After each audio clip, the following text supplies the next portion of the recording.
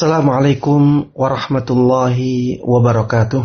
Alhamdulillah, wassalatu wassalamu ala rasulillah wa ala alihi wa sahbihi wa man tabi'a hudah. Kaum muslimin dan kaum muslimat yang saya cintai karena Allah, khususnya anggota GIS Grup Islam Sunnah yang semoga dirahmati dan diberkahi oleh Allah subhanahu wa ta'ala. Pada kesempatan yang berbahagia ini, kita akan bersama-sama mengkaji sebuah kitab yang sangat bagus yang ditulis oleh Syekh Al-Albani rahimahullah, yakni kitab Sifat Salat Nabi, atau sebagaimana judul aslinya Sifatu Salatin Nabi sallallahu alaihi wasallam minat takbiri ila taslim ka'annaka taraha. Sifat salat Nabi mulai dari takbir sampai salamnya seakan-akan Anda melihatnya. Baiklah, kita lanjutkan kajian kita.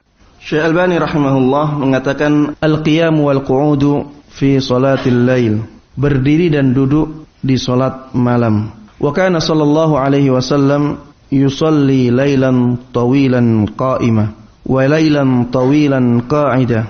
Wa kana idza qara'a qa'ima raka'a qa'ima wa idza qara'a qa'ida raka'a qa'ida. Nabi sallallahu alaihi wasallam biasa salat malam dalam waktu yang lama dengan cara berdiri.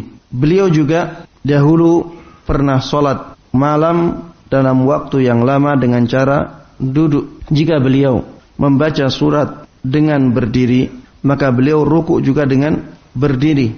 Dan jika membaca sambil duduk, membaca Al-Quran sambil duduk ketika sholat, maka beliau pun ruku sambil duduk. Ini contoh yang diberikan oleh Nabi Muhammad SAW, dan contoh ini menjelaskan tentang sholat, sehingga kita harus meniru beliau dalam keadaan seperti ini. Kalau kita ketika membaca Al-Quran, membaca Al-Fatihah, membaca surat setelahnya dalam keadaan berdiri, maka kita rukuknya dalam keadaan berdiri. Kalau membaca Al-Qurannya, baik Al-Fatihah maupun suratnya, surat yang dibaca setelahnya dalam keadaan duduk, maka kita rukuknya sebagaimana rukuknya orang yang duduk.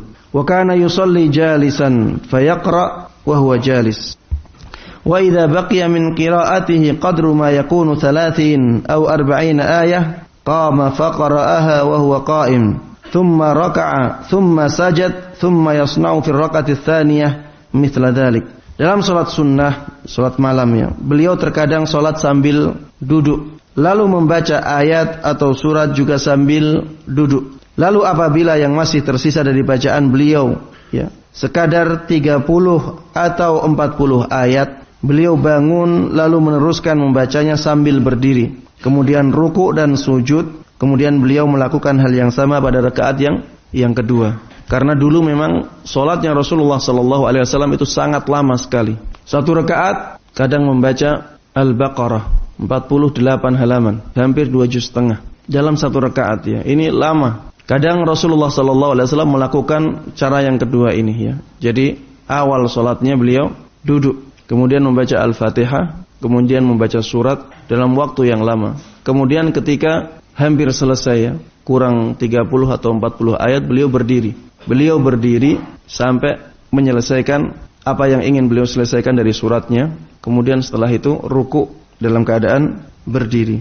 Demikian dilakukan oleh beliau pada rakaat kedua juga demikian, pada rakaat-rakaat setelahnya. Dan ini dibolehkan. Wa innama shallas subhata qa'idan fi akhir hayatihi lamma asan wa dzalika qabla wafatihi bi'am. Hanya saja beliau salat sunnah sambil duduk tersebut di akhir hayat beliau ketika sudah mulai menua, dan itu setahun sebelum wafatnya beliau. Setahun sebelum wafatnya beliau melakukan hal ini karena memang keadaan beliau yang sudah lemah. Wa kana yajlisu mutarabbi'a, dan beliau dahulu duduknya dalam keadaan bersila. Ketika orang tidak mampu untuk berdiri, maka dia duduk dalam keadaan bersila.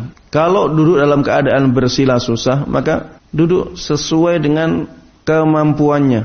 Kalau misalnya dia bisa duduk dalam keadaan setengah bersila, maka itu yang dia lakukan. Bagaimana setengah bersila ini? Setengah bersila maksudnya yang satunya ditekuk, kaki yang lainnya tidak mampu untuk ditekuk ya. Misalnya diarahkan ke depan ya. Ada orang-orang yang demikian ya. Dia tidak mampu untuk menekuk kaki yang satu.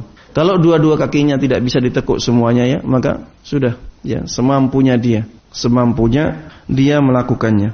Demikianlah yang bisa kita kaji pada kesempatan kali ini. Semoga menjadi ilmu yang bermanfaat dan diberkahi oleh Allah Jalla wa'ala. InsyaAllah kita akan lanjutkan pada kesempatan yang akan datang. Wassalamualaikum warahmatullahi wabarakatuh.